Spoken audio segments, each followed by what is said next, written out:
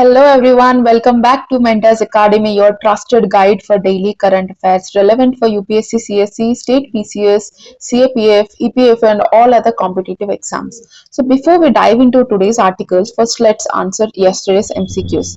Right, so the first question we had is, which of the following best describes total fertility rate? Average number of live births per thousand population in a year, average number of children a woman would have during her lifetime, ratio of child deaths to live births before age 1, percentage of working age population in total population. So the correct answer to this question is answer option B. Right. So the next question is, the National Institutional Ranking Framework was launched in which year? 2006, 2010, 2016 and 2021. So the correct answer is 2016, option C. Right. So now let me quickly run you through the headlines of today's news. Yeah. Punjab floods worst since 1988. India-US ties strategic autonomy at play.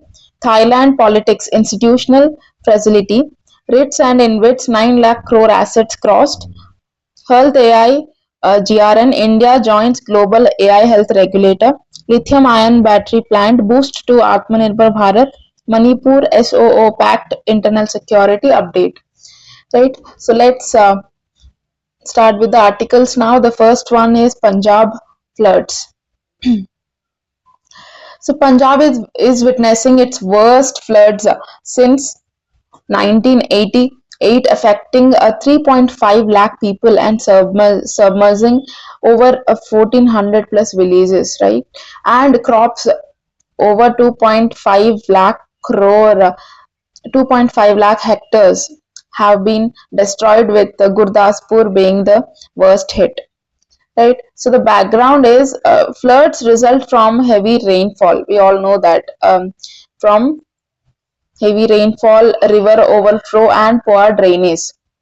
In Punjab, the situation worsened due to excessive monsoon rains, dam water releases upstream, weakened embankments caused by illegal mining, sand mining, and remember, climate change has intensified extreme rainfall events. So another factor is negligence in urban planning. Right, the negligence is in urban planning also amplified the damage here. So for prelims, you have to note the causes of floods, and for mains focus on governance failures and climate resilience. Right. Yeah. So moving on to the next article, that is India US ties. It's an international relations article. So amid the tariff tensions, PM Modi reaffirmed the India US strategic partnership after President Trump's remarks. Right. So this partnership covers like defense, trade and technology. So but India maintains strategic autonomy, balancing relations with US, Russia, China. Right. So the tariff disputes have hurt India's exports. So that was really obvious, and India is also active in the Quad grouping, quadrilateral security dialogue. It consists of India, USA, Australia and Japan. So India and also engages with the Shanghai Cooperation Organization. So this illustrates that India's multipolar strategy, right? So it's a classic GS2 mains case study, right? So now tell me in the comments, which Eurasian grouping does India engage with apart from Quad? Drop your answers below in the comment section. Yeah, so moving on to the next article now, Thailand politics. So Thailand is a neighborhood country, so it's important in international relations. So Anutin Charnvirakul has become Thailand's third prime minister in just 2 years after a court removed Paetongtarn Shinawatra. Excuse me for the pronunciation.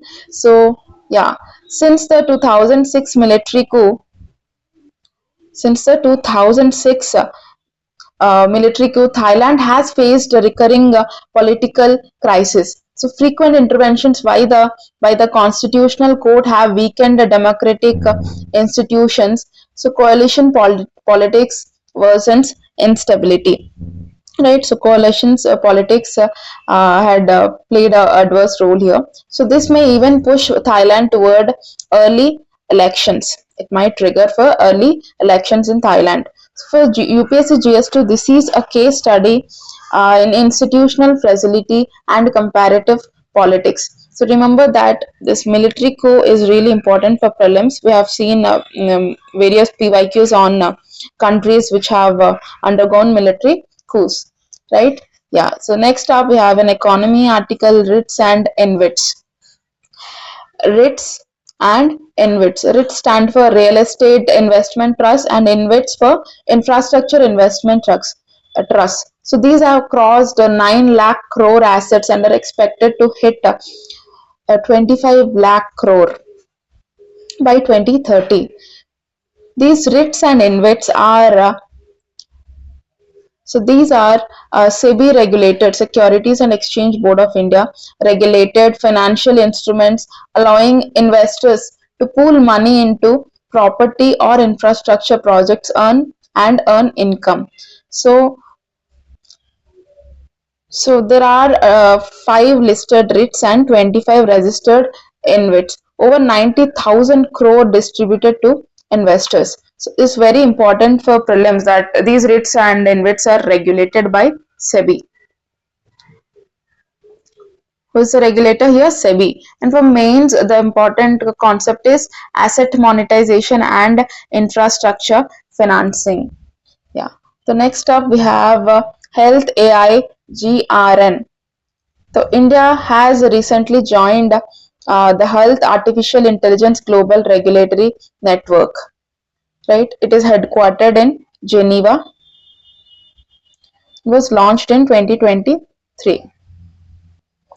So the agreement was signed in New Delhi on 4th of September 2025. So India is represented by ICMR NIRDHDS, that stands for National Institute for Research in Digital Health and Data Science, and India AI, right? This collaborating with the UK and Singapore. The focus areas include early disease warning systems, data privacy, patient safety. For GS3, this links AI with ethics. For GS2, it connects to global health governance, right? So regulatory network here means, note this, a regulatory network here means a cooperative system where countries work together to enforce rules and oversights, right? Clear? So yeah, the next we have a very important article, lithium ion battery plant. Union Minister Ashwini Vaishnav inaugurated TDK Corporation's lithium-ion battery plant at Sohna, Haryana with 3,000 crore investment. 3,000 crore rupees investment. So India currently imports most lithium-ion cells or batteries. So domestic manufacturing is really crucial for our Atmanirbhar Bharat program, right? The capacity here is 20 crore battery packs per year, 40% of that is 40% of the national demand. So it's part of the electronics manufacturing cluster scheme. Note this scheme, electronics manufacturer cluster scheme, EMC scheme. So it generates 5,000 jobs and supports skill development. So for prelims, remember the numbers, right? So 20 crore battery packs, which contributes to 40% of our national demand. And for mains, you can link this to energy security. Energy security and sustainable mobility, right? Yeah, the next up, our last article for today is internet security article, Manipur SOO Pact. The Center, Manipur government and the Kukizo group signed a renewed suspension of operations pact, reopening NH2.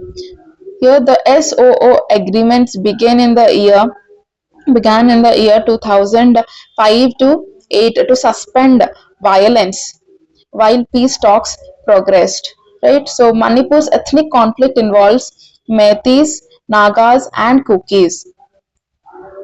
Highway reopened and dialogue resumed. So the point here is with this revival of the pact, the highway has reopened and dialogue has restarted, resumed, and civil body COCOMI Coordinating Committee on Manipur Integrity has raised concerns over the pact's legitimacy also. So for GS2, it's about ethnic conflict resolution. For GS3, it's about internal security and federal cooperation. Yeah. Yes, so we're done with today's key articles. Now let's test your knowledge with the two prelims MCQs. The first one is, which body regulates writs and InvITs in India? RBI, SEBI, NSE, and Ministry of Finance. Right. The second question is, in the context of Manipur, SOO Pact refers to A. Suspension of operations by insurgent groups, settlement of ownership disputes, special operation order by army, and state ordinance of order. These are two prelims MCQs. You can drop your answers in the comment section below. We'll see the answers of these questions tomorrow, tomorrow's current affairs session. Right, and we have two main questions here. Discuss the role of climate change and governance failures. Climate change and governance failures in the worsening of 2025 Punjab floods. 10 marker, 150 words question. And second question is, examine India's strategic autonomy in the context of its engagement with both US and Eurasian groups. It is also a 10 marker question. Right, so practice these main questions. So yeah, that wraps up today's current affairs analysis. You'll find the answers to today's MCQs in tomorrow's current affairs class. So if you found this session helpful and valuable, please don't forget to like, share, and subscribe to Mentors Academy for daily updates that will keep you ahead in your preparation. So that's it for today from my side. Thank you very much for turning in, and I'll see you tomorrow. Right, and yeah, thank you very much. Have a good day.